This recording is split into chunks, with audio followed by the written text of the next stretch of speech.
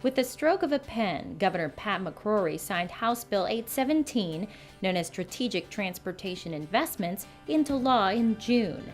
The goal of the law is to invest in projects that will bolster the state's economy and better link people with jobs, education, healthcare, and recreation. We need to connect our economic regions together with each other, our small towns with our big cities. And if we connect them, then everyone wins in our state. The law includes a new funding method for transportation projects called the Strategic Mobility Formula. It addresses the issues North Carolina faces as the state continues to grow.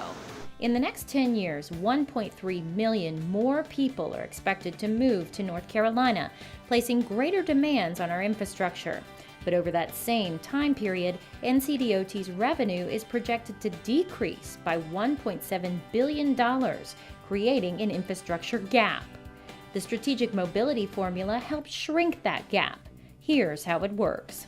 40% of the available funds will go to enhancing statewide mobility. That means reducing congestion and eliminating bottlenecks. In fiscal years 2016 to 2025, we'll dedicate about $6 billion to these major projects. We'll select them based purely on hard data like traffic volume and crash statistics. 30% of the funds, roughly $4.5 billion over 10 years, will fund projects on the regional level to improve connectivity. At this level, the project selection process is made up of three weighted factors. 70% of the decision-making process is based on data. 30% is based on local input.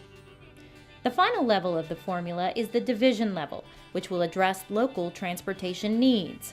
We'll spend about $4.5 billion over 10 years to make these improvements.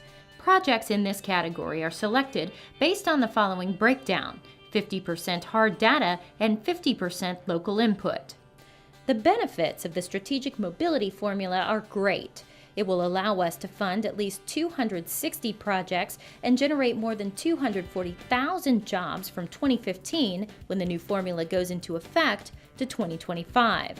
That's 85 more projects and 100,000 more jobs than under the previous funding structure. So we do more sooner with the same amount of money that we were getting. And that's the key to the Strategic Mobility Formula. The formula isn't just focused on roads. From rail to aviation, all transportation modes will compete for the same funds.